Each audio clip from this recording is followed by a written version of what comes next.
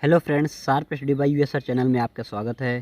Friends, आज के इस वीडियो लेक्चर में हम आपको परजीवियों से होने वाले रोग के बारे में बताएंगे। परजीवी मतलब जैसे पैरासाइटोलॉजी की बात होती है, लेकिन परजीवी भी कई प्रकार के डिवाइड किए गए हैं। जब हम प्रोटोजोआ से पढ़ते हैं, जैसे प्रोटोजोआ से होते हैं रोग, उसके बाद हेलमिंथीज से भी होते हैं। एक्टोपैरासाइट मतलब कि जो कुछ बाहर रूप से पैरासाइट के रूप में काम करते हैं, उनसे भी रोग फैलते हैं। तो हमने प्रोटोजोआ से संबंधित रोगों के बारे में आपको बताने की कोशिश की जाएगी इसमें, और हेलमिंथीज से होने वाले रोगों के बारे में बताई जाएगी। इससे पहले के वीडियो में हमने आप लोगों को बता दिया है कि वायरस से कैसे रोग फैलते हैं मानव में, और जीवाणु से कैसे फैलते हैं, और फंगस से अगले वाले लेक्चर में बताएंगे।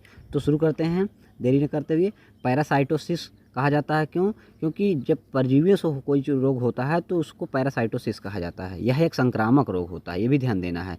इनका एक खासियत होती है कि इसमें वाहक अलग अलग होते हैं, और इनसे प्रभावित होने वाले अंग भी अलग तरीके से होते हैं। सारे अंग तो एक साथ प्रभावित नहीं होते हैं, इसलिए इस प्रकार के विज्ञान को पैरासाइटोलॉजी कहते हैं। पैरासाइटोलॉजी मतलब कि जो पैरासाइट के बारे में अध्ययन करता है उसको बोलते हैं। और ये रोग जो होता है किसी वाहक की मदद से ही फैलता है। तो हम शुरू करते हैं। जैसे पहला तो प्रोटोजोवन है, ये सब जो लिखे हुए हैं आगे। तो काला जार, काला जार, कहीं पर काला जार भी लिखा रहता है तो काला जार भी दिख जाता है। तो काला जार रोग लिस्मेनिया डोनोवनी नामक प्रोटोजोआ से फैलता है, और इससे जो मानव के शरीर का जो अंग प्रभावित होता है वो अस्थिमज्जा प्रभावित होता है। अगला है स्लीपिंग सिकनेस। स्लीपिंग सिकनेस जो होता है इसमें मतलब कि सोने की बीमारी हो जाती है, हमेशा आदमी निद्रा में रहता है, और ये बहुत ही खतरनाक बीमारी है। इसमें पता नहीं चल पाता उसको क्या मतलब को हो गया, बस उसके नींद ही आती है। ये ट्रिपेनोसोमा से होता है, और उसमें ज़्यादातर मस्तिष्क ही प्रभावित होता है।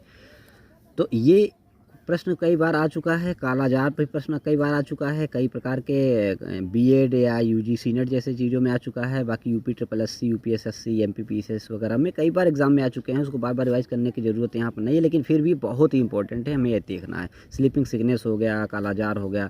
अगला है अमीबी पेचिस। पेचिस भी दोस्तों कई प्रकार की होती है। हमने जब जीवाणु वाला लेक्चर पढ़ाया तो वहाँ भी पेचिस के बारे में आपको बताया था, और यहाँ जो बता रहे हैं ये अमीबी पेचिस है। ये एंड अमीबा हिस्टोलिटिका की वजह से होता है। ये भी प्रोटोजोआ होता है, और इसके वजह से प्रभावित इसका अंग जो होता है वो ज़्यादातर आंत प्रभावित होती है।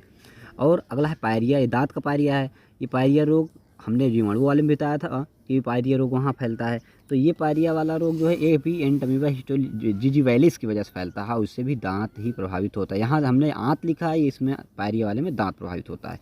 अगला है मलेरिया, सबसे खतरनाक और अब तक के सबसे प्रसिद्ध है, और कई बार प्रश्न पत्रों में आया हुआ है एक क्वेश्चन है कि मलेरिया रोग किसकी वजह से होता है। तो लोग मलेरिया रोग के बारे में बहुत कम इधर उधर जानते हैं। मलेरिया परजीवी रोग है, और ये प्लाज्मोडियम वाइवेक्स की वजह से फैलता है। इससे ब्लड आरबीसी प्रभावित होता है, और उसमें जगह जगह के कीटाणु।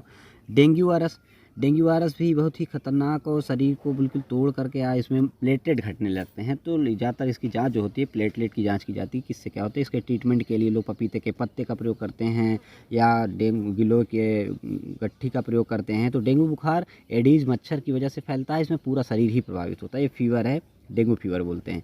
अतिसार रोग, डायरिया, डायरिया भी वैसे तो बैक्टीरिया की वजह से भी होता है, लेकिन डायरिया प्रोटोजोआ की वजह से भी होता है, जिसको जियार्डिया लैम्ब्रिलिया की वजह से अतिसार हो जाता है, डायरिया हो जाता है, कि इसमें उल्टी दस्त की शिकायत हो जाती है। आंत का अगला भाग इससे प्रभावित होता है।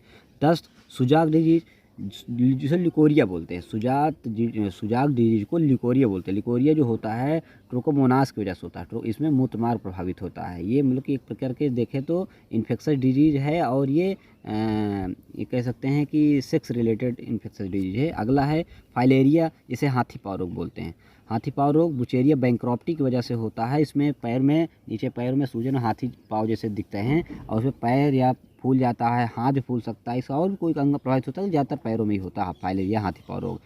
इसे एस्केरिएसिस, एस्केरिएसिस ये एस्केरिस लैम्ब्रिक्वाइडी की वजह से फैलता है। आंत के कीड़े इसको बोलते हैं। ये पेट में कीड़े बहुत हो जाते हैं। बाद में इसका ट्रीटमेंट चिनोटोबियम पैलेडियम की वजह से होता है, या और भी तरीके के सिरप आते हैं। बच्चों में ज़्यादातर ये प्रभावित होता है। ये मिट्टी वगैरह पानी में या भोजन में कुछ खाने से हो जाता है।